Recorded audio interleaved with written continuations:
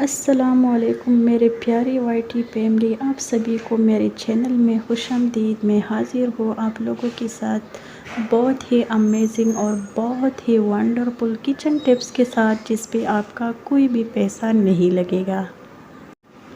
तो आइए स्टार्ट लेते हैं आज के टिप्स का आगाज़। टिप नंबर 1 है अंडों के हवाले से। जब भी आप लोगों के घर अंडे आते हैं तो कोशिश करें कि इसको फ्रिज में ऑर्गेनाइज़ करने से पहले ज़रूर वॉश किया करें, क्योंकि इसके ऊपर बहुत सारे जर्म्स होते हैं।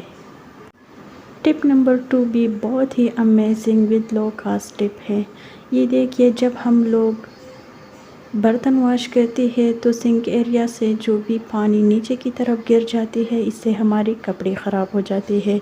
तो जब भी आप बर्तन वॉश करते हैं तो कोशिश करें कि कॉटन का कपड़ा हो या माइक्रोफाइबर स्पंज हो, तो इसी एरिया में इसको इसी तरह से बिछाती जाइए, तो आप लोगों के कपड़े बिल्कुल भी ख़राब नहीं होगी और इसी टिप पर आपकी कोई भी पैसे भी नहीं लगेगी।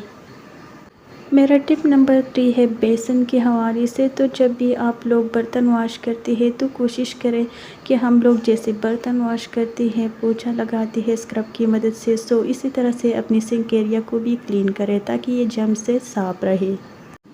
पुरानी टूथब्रश को फेंकने से पहले इस तरह से कीजिए कि 2 ब्रश जो है ना अपनी सिंक एरिया में डाल के रख दीजिए। एक से अपनी सिंक एरिया की सफाई कर लीजिए और दूसरी से जो भी बर्तन जिनमें जो है ना आपके हाथ अंदर तक नहीं जा सकते हैं, तो इसी ब्रश की मदद से बहुत ही अच्छे से साफ़ करिए। मेरा अगला टिप भी बहुत ही अमेजिंग है। जब भी आप किचन के काम करते हैं, झाड़ू लगाती हैं, पोछा लगाती है, तो कोशिश करें कि अपनी कैबिनेट्स के डोर्स को भी एक दफ़ा कॉटन के कपड़े की मदद से ज़रूर साफ़ कीजिए।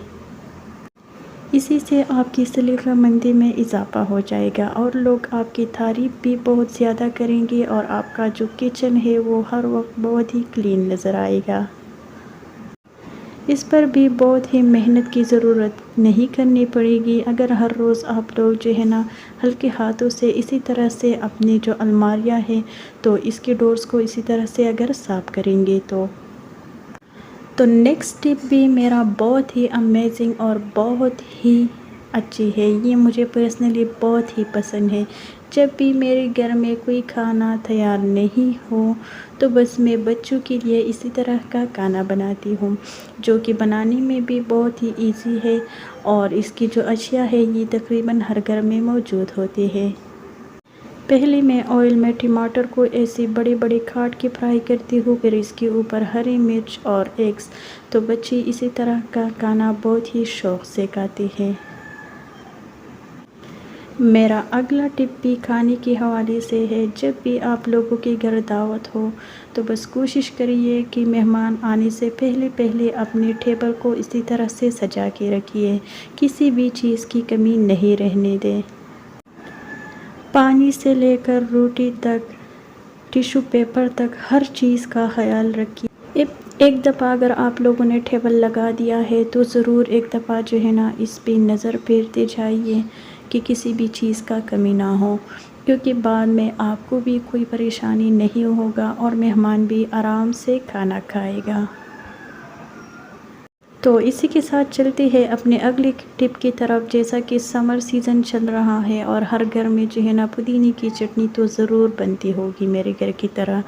तो इसके लिए जब भी आपके घर में पुदीना आ जाता है तो बस सारी पुदीने को अच्छे से साफ़ करके वॉश करें, फिर इसको ब्लेंडर जार में इसी तरह से ब्लेंड कीजिए और इसे आइस क्यूब में फ्रीज़र में रखते जाइए। जब ये आइस की शेप इख्तियार कर लेंगे, इसको किसी भी प्लास्टिक बैग में इसी तरह से रखिए और इसको फ्रीज़र में रखिए। तो जब भी आप लोगों ने चटनी बनानी हो तो बस आराम से एक क्यूब निकालते जाइए और अपने लिए बहुत ही मज़े का चटनी बनाते जाइए। वैसे भी पुदीने का जो टाइम पीरियड है वो बहुत ही कम होता है, तो इसी तरह से आप 1 माह तक पुदीने को बहुत ही आराम से स्टोर कर सकते हैं। इसी के साथ चलते हैं अपने लास्ट वाले टिप की तरफ, जो कि बहुत ही अमेजिंग है।